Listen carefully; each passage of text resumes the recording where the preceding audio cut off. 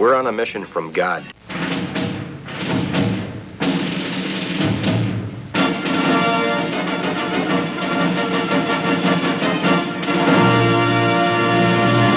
And now for something completely different.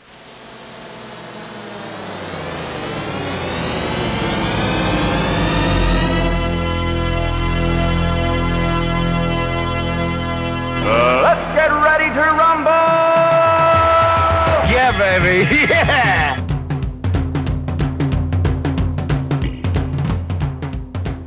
This is Pastor Jolly John Lukomski, and I have with me Pastor Matt Youngblood Clark, coming to you from Ascension Lutheran Church, where I serve as pastor in beautiful South St. Louis, Missouri. and you are listening to another wonderful episode of Wrestling with the Basics. Again, we've been getting the emails, we've been getting the cards and the letters. When are you going to do another 60 seconds of dumb jokes?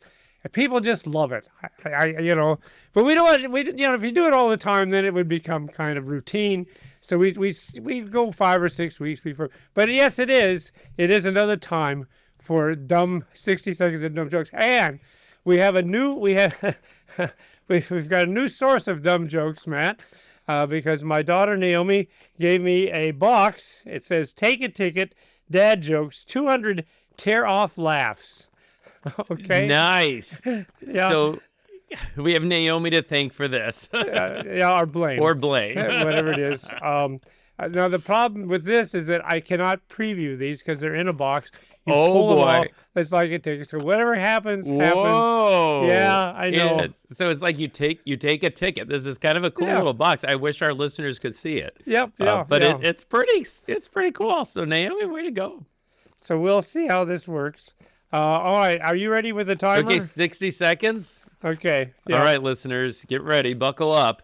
3, 2, 1, go. How does a drill achieve its goals? Bit by bit. Okay. Pulling out another ticket. Why don't clarinets date drums? Now, that's a question I've often asked. They can't get a read on them. They can't get, that's actually very accurate. Musicians are just rolling in the aisle right now.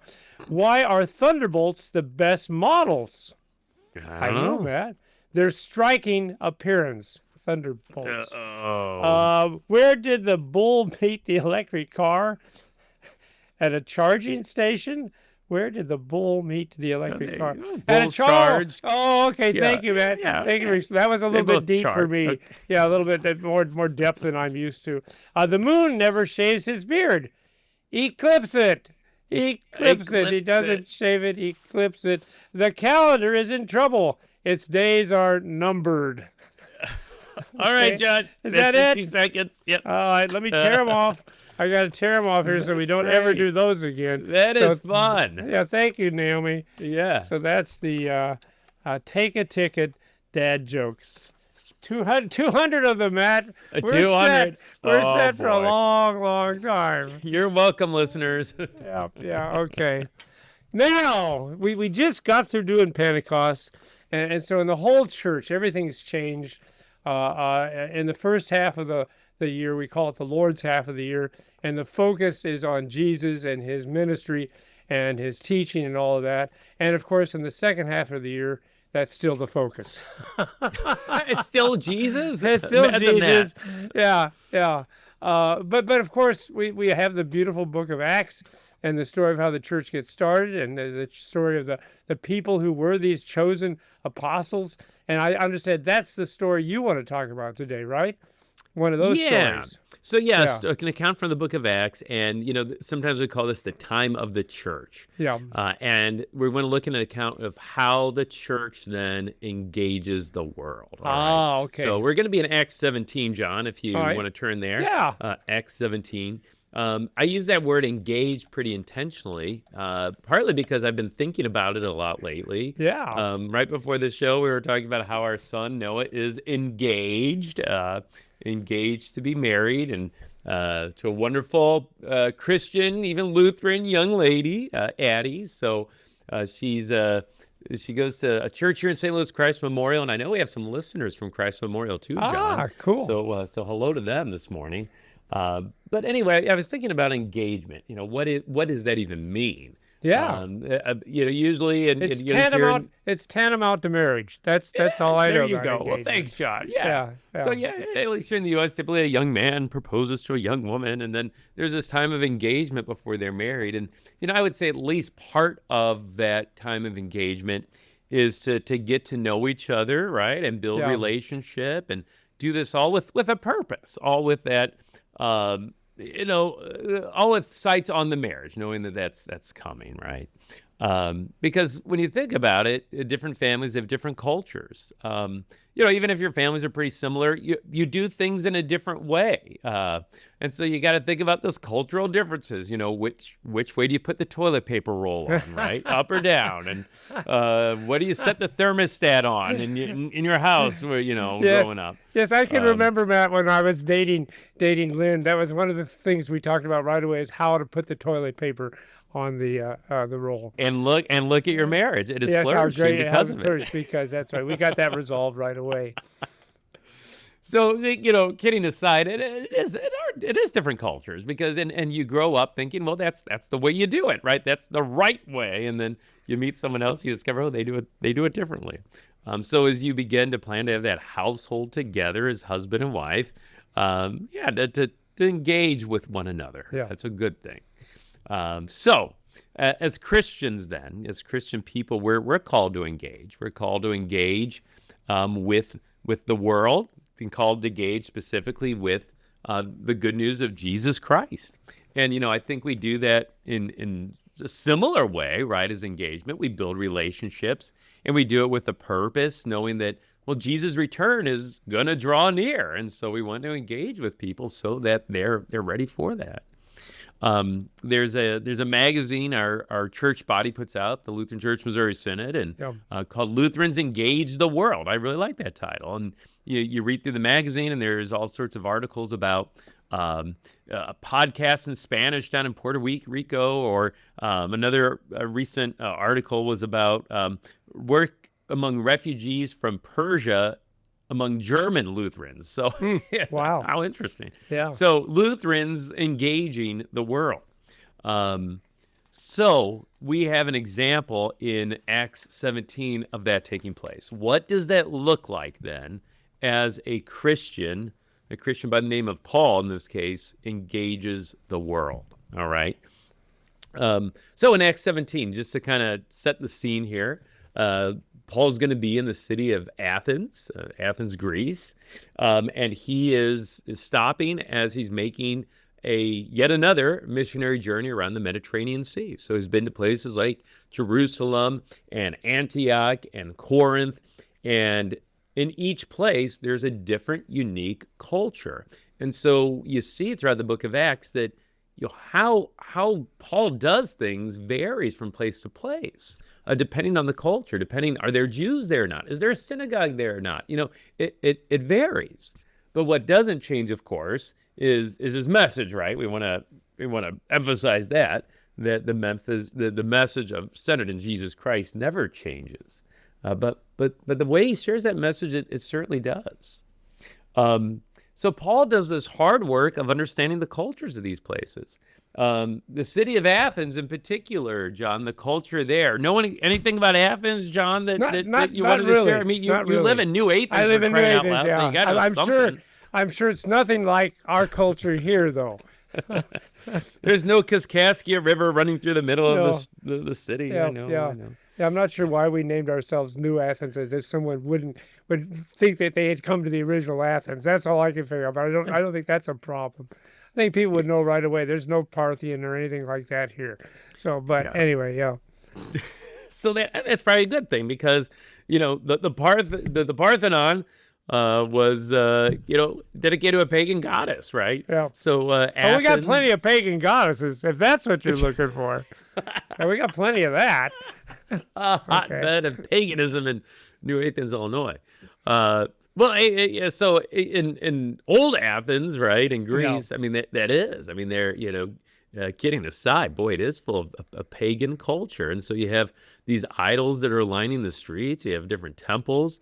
The city itself is named after Athena, this goddess. So, I mean, it is just, paganism, the worship of all sorts of idols, just, that is just what the city's built around, almost quite literally. In addition to that, you have all sorts of philosophies, different poets, different philosophers with all different ways of thinking. And as we read this account, John, we see, well, what's Paul's reaction to that? How does Paul feel about that, and how does he engage the culture? So let's go ahead and get into the text. Unless you have any other insights, John, we'll go ahead and jump into the text here in Acts chapter 17, and let's begin by reading verses 16 through 18. All right, let me scroll down here. Now, while Paul was waiting for them at Athens, his spirit was provoked within him as he saw that the city was full of idols. Just what you said there, Matt. So he reasoned in the synagogue with the Jews and the devout persons, and in the marketplace every day with those who happened to be there. Some of the Epicurean and Stoic philosophers also conversed with him, and some said, "What does this babbler wish to say?" Others said he seems to be a preacher of foreign divinities because he was preaching Jesus and the resurrection. Yeah, thanks, John. So Paul goes to the city of Athens. There's idols everywhere. And what's Paul's reaction? Did you see that in verse 16? His spirit was provoked. His spirit was provoked. It is just your phrase. His spirit provoked. And, I think we could say angered or irritated. I kind of like to think he was sort of heartbroken, right? Yeah. Because here they are worshiping these idols, and he wants them to know Jesus Christ, right? He wants them to know the one who is the way, the truth, and the life. But what does he do about it, right? I think that's what we need to look at. So how does he engage with these people who are worshiping these idols and so very lost, right? So he doesn't rage against them, right? No. He doesn't retreat away from them, okay? But he also doesn't compromise with them. Okay, he doesn't do any of those things. No rage against them, no retreat away from them, no compromise with them. But instead, what he does is he engages with them. So yeah, in what we just read, John, what are some ways he's engaging with the people there? Well, I think what is striking, you have this thing again that you were talking about, that he is kind of adapting his message to the crowd, because he has a message that he preaches to the synagogue of the Jews and the devout persons. And yet in the other time, he's going to the marketplace where we've got the Epicurean and the Stoic philosophers, and he's also conversing with them. So at the one level, I'm sure he's using the Old Testament just like Peter did on Pentecost, as we heard last week. The Jews would understand those texts. But of course, the Epicureans and Stoics don't. He seems to be a preacher of foreign divinities, but I think what is really striking is he was preaching Jesus and the resurrection. Whatever Christ, he was going at it differently. Yes. But whatever he was doing, the focus was always on Jesus, who is resurrected from the dead. Yeah, and that's why I like this text so much, because you're exactly right. He goes to the synagogue. He's talking to Jews. He's using the Old Testament scriptures to reason with them. He goes into the agora, the marketplace there in Athens, with people who are Greeks and Gentiles and just the everyday residents of Athens and philosophers, and he's talking to them too. But he's got the same message for both groups, Jesus and the resurrection. Exactly. Yeah. So we think of Athens, it's intellectual, it's philosophical, it's spiritual, but it's also utterly lost. Yeah. So that's why Paul engages with it in a variety of ways. So probably the part of his visit to Athens that we're most familiar with is when he goes to the Areopagus. All right, and that's the part we want to read next. If you'd like to read verses 19 through 21. And they took him and brought him to the Areopagus, saying, by the way, thank you for pronouncing that for me. Yeah, I know. How do you say that? Okay. The Areopagus, the Areopagus. What's going on here? Right. May we know what this new teaching is that you are presenting? For you bring some strange things to our ears. We wish to know, therefore, what these things mean. Now all the Athenians and the foreigners who lived there would spend their time in nothing except telling or hearing something new. Yeah. So this is kind of interesting. They're bringing him there. Yeah. That's kind of interesting. So and he goes. So this Areopagus, this high place. So Ares was the Greek god of war, and so in Roman, their way of naming their gods, their god, their equivalent, their god of war was called Mars. And so sometimes this is called Mars Hill, right? Oh, okay. I wondered where that name came from. Thank you, Matt. Yeah. So where this Areopagus or Mars Hill, either way, it's this hill where these idols are, and it's really dedicated primarily to the god of war, where they call Mars or Ares. So that's where Paul heads. So he goes with them, and they're willing to at least hear him out, right? Yeah. Because they want to hear what's new. Yeah. What's new? Yeah. And and it says the Athenians lived there, would spend their time in nothing except telling or hearing something new. And I think of us today too, John. We're kind of the new Athens, the new Athens, if you will, in the United States. I mean, we're always wanting to hear something new. I think of social media, YouTube. If and all these videos on TikTok, if it's more than 30 seconds, people lose their interest. We always want something new, the next thing. And here, in a similar way, they want to hear something new, something to ponder, something to talk about. I'm mad if I can interrupt you. I like that thought because we are driven by that. We don't want to hear the old stuff. Yeah. We want something new, something special. Yeah, the latest cat video, you name it. Yeah. That's exactly it. It's exactly it. All right, so here is how he engages with them on top of Mars Hill. So I think we're going to have to just go and read verses 22 through 31, John, if you could. Okay, so Paul, standing in the midst of the Areopagus, said, "Men of Athens, I perceive that in every way you are very religious, for as I passed along and observed the objects of your worship, I found also an altar with this inscription, 'To the unknown God.' What therefore you worship as unknown, this I proclaim to you.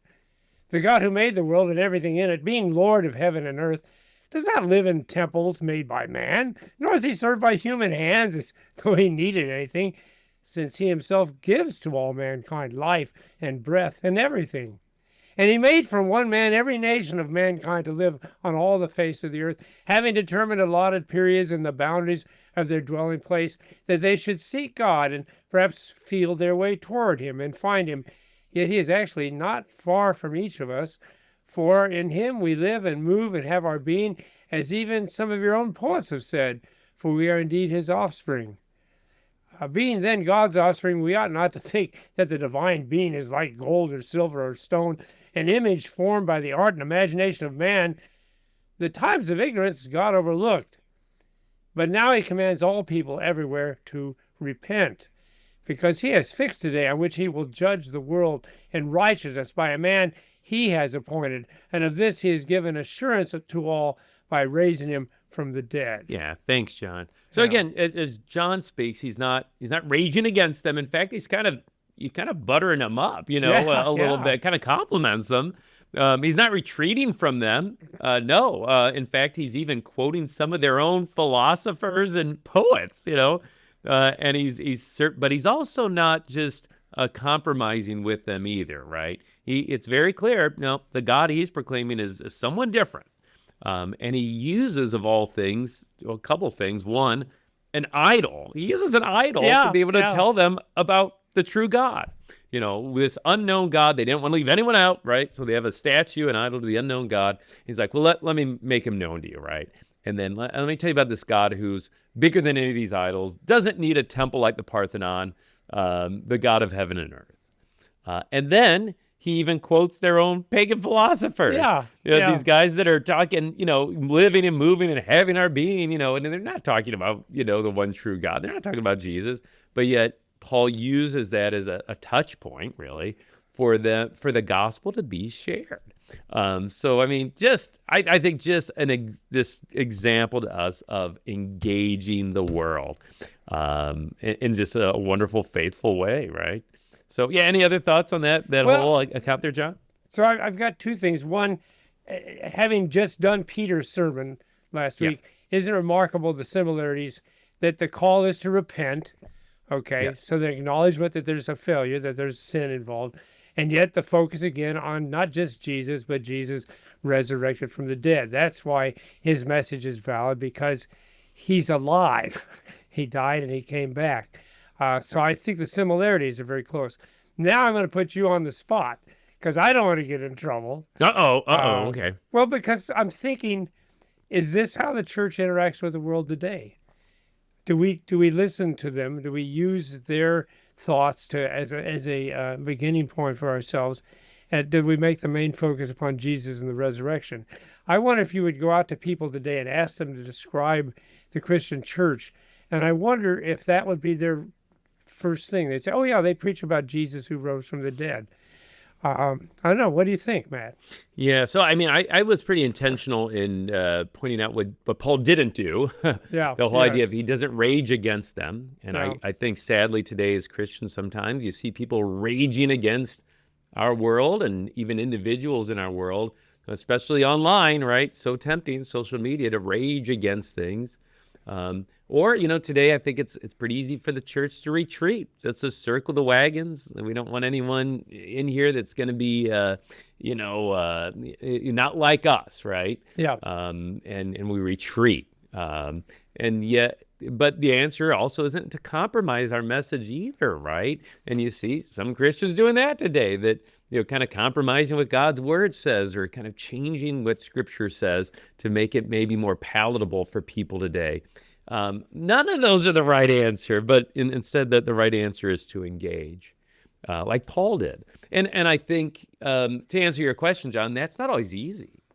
Paul had to. I mean, this was kind of hard work for Paul to be able to know the words of these pagan philosophers, to be able to quote their poets, all of these things, to think on his toes and use this example of an unknown God. This takes a little bit of work, right? But Paul does the hard work of knowing the culture of Athens so that he is able to engage with them in a meaningful way, but always the same faithful message, right, of Christ and specifically his resurrection. Yeah. So I would encourage us as pastors and listeners to do the hard work of, well, let's know our culture, right? With the purpose, with the goal of engaging with it. So I would say a couple of things. One, I agree with you. And now you've maybe made me be more considerate of myself in my own practice. We need to do more reading in the culture and the philosophy of our present world, so we can communicate with them, so we can understand them. I think that's a good point. We need to be reading their books as well. The other thing that I'll give you a concrete example, since you brought up the issue of engagement. Obviously, the way the world deals with sexuality is far different than we do as Christians, and it's what you and I grew up with. In fact, that's what's neat for your son Noah. He's doing it the way that we did it, right? You go to school, you're looking for a spouse, you want somebody that you will marry and you will be with for the rest of your life. And let's face it, that's not the culture now. The culture is you have hookups. That's what you do. Yeah. And you might eventually want to have one person that you'll get married to, but that's not that big a deal. If it happens, it happens. If it doesn't, it doesn't. But how do we engage the world with that? Well, I'm afraid we just come across it. Well, that's wrong. That's sinful, which of course it is. But maybe if we would engage with the world and say, look what you're missing out on. Yeah. Because trust me, as a man who did that, who did not have sex with anyone, I mean, we probably did some kissing. My wife wasn't the first gal I kissed. But and, but see, here's the thing. Here's the thing. As I look back on that was so great, because I knew there was one woman in the world who truly loved me, and it wasn't just for the sex, but she loved me as a person, and she was devoted to me, and she wasn't going to be devoted to anyone else. And I wonder if our culture today lacks that, because we do just have our hookups, and therefore we don't have that. So how do we communicate that to people? We're not trying to tell you that it's not about the morality of the thing. It's about the blessing that God gives in marriage. And we've lost that, and maybe we've lost it because we weren't really looking for it in the first place. Yeah. Well, I think, again, to go back to Paul's example, that his message is basically, you've got this unknown God and these temples, let me tell you about something better. Yeah, It's the exactly. one true God. And I think similarly when it comes to sexuality, our message, part of our message is, sleeping with other people and promiscuity and all the cohabitation. Let me tell you about something better. Yeah. And let me tell you God's plan for marriage, right? His design for marriage. So I think that's part of our message as we talk to people about that, John. Yeah. And again, to reflect the fact that we have a God who wants to give us all good things, and that's what he does. And if there are commandments that he gives us, again, it's not because he wants to boss us around, because he don't want us to have our way. Mm-hmm. Of course, he doesn't want us to have our way, because our way is not good. But no, he does it because, just like a good father, he's concerned for us. He just wants us to have happiness and joy, and he knows how that's possible. So, yeah. So two last thoughts before we wrap up, John, and I think we'll get them in. One, Paul is able to engage with the culture because Jesus first engaged Paul, right? Yeah. So we want to remember that. On the road to Damascus, Jesus engages Paul in a big way, right? Yeah. And calls him to be his apostle. And for us to realize that the same is true for us. We're able to engage the world because Jesus has first engaged us, and continues to through his word, through our daily remembrance of our baptism and connection to Christ, through the Lord's Supper. He continues to engage us again and again and again so that we're strengthened, we're equipped, we're ready to engage the world. So we want to always keep, first things first. Jesus has engaged us so that we can engage others. All right. Second point is, as you read on, and this isn't typically part of our lectionary reading, we don't always hear this in church, but if you could read on in verses 32 and through the first half of 34. Now, when they heard of the resurrection of the dead, some mocked, but others said, "We will hear you again about this." So Paul went out from their midst, but some men joined him and believed, among whom were Dionysius, the Areopagite. All right, we'll stop there. All right, yeah. We're not even going to try. Thank you for you didn't. You were trying to save me for that, but I know I've tried. Yeah, okay. So here's the point. Here's the point. Paul engages the culture with the gospel of Jesus, and three basic reactions to it. Some mock, some question. We want to hear more. Some question, but some it says believe, and they follow. And for our listeners, I'm guessing that's going to be true for us too, right? As we engage the world, as we share Christ with them, some are going to mock, some are going to question, but some are going to believe. Some are going to believe. And so that makes it worthwhile, engaging the world with Christ and his resurrection. So I think the thing you talked about, God engaging with Paul, and this is so important for us. See, Paul understood he was a damn sinner. So when he addressed these people, that's why he doesn't so quick to judge them, because, idolatry is a bad thing. We know that. Thou shalt have no other gods before me. But Paul understood, I'm a sinner too. I'm a sinner. I was, and God has come and rescued me, and that's what he wants to do with these people as well. So I think that's what makes him really good at engaging the world, because he's coming at it not as someone who's holier, who knows more, has a better understanding, but he's just another sinner whom God loved, and he's addressing a bunch of sinners whom God loves. Yeah. And may we have the same attitude, right? Because the same is true of us. Yeah. Well, thank you. This has been another episode of Wrestling with the Basics.